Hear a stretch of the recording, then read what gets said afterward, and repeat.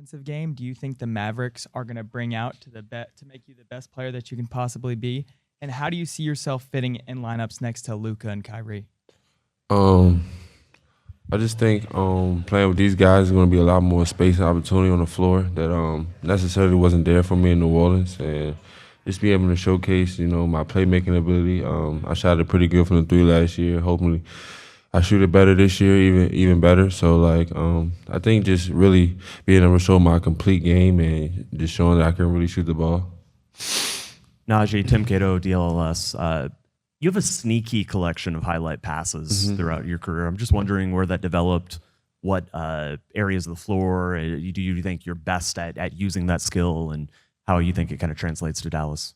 As far as I can remember, that's been like the best thing I could do as far as the basketball court since I started playing. And just started getting credited now, but anywhere on the floor in transition, half court, I like to get guys involved. And fun fact, I used to give people a lot of credit when I was playing against them, think they were good or better than what they're supposed to be, or if they was on my team, he should have the ball. So I will always drive and kick, and I guess it played in my favor, to be honest, in a good way.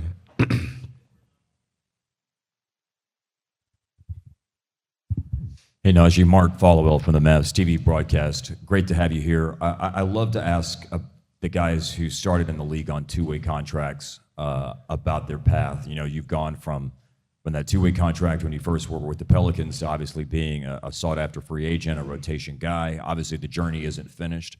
But to go from where you were to where you are now, I mean, when you reflect on that, what do you think kind of like the key was? Was it motivation from somebody in New Orleans, your own work ethic? What's your aspect and your perspective on traveling from where you were to where you are now? I think it's just my mindset and the work I put in. No matter what, even in college, being undrafted, I just always felt the NBA was the place for me. So I worked towards it, and I never let nobody change how I believe in myself. And as you can see, I was right.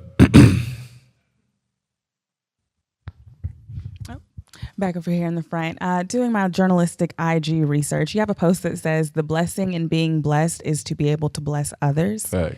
What does that mean to you, and as far as you've come along in your career, to have been able to do that for your family and your community? I had so many meanings to it.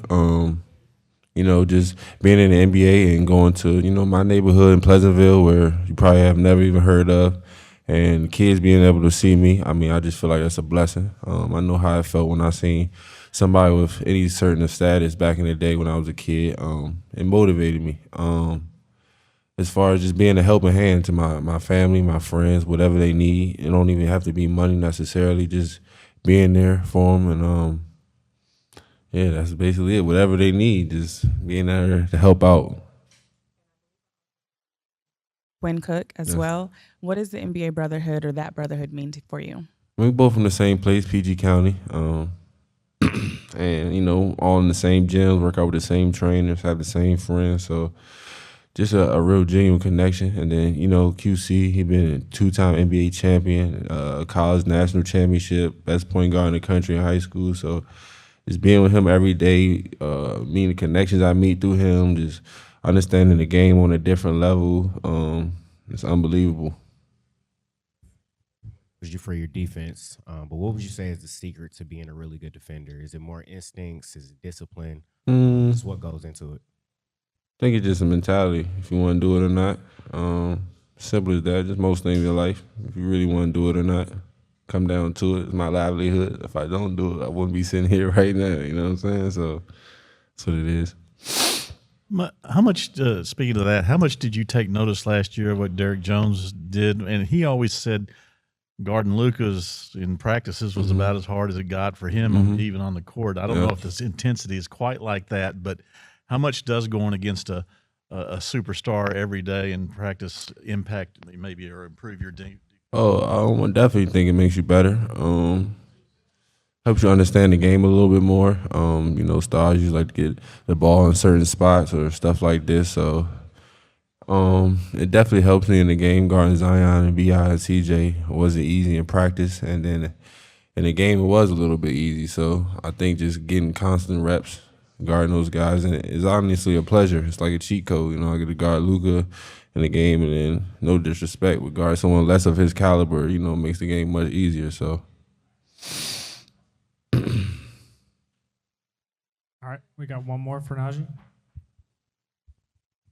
Hi, Dorothy Gentry with How you Dallas doing? Media. This summer, Dirk, at his charity event, talked about the acquisitions that the Mavs made this summer, and he specifically mentioned you Yes, ma'am. by name.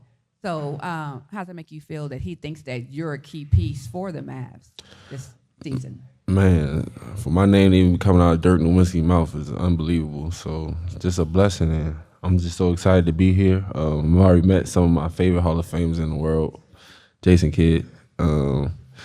And like I said, just unbelievable. And I just look forward to being that missing piece and, accomplishing what we did last year.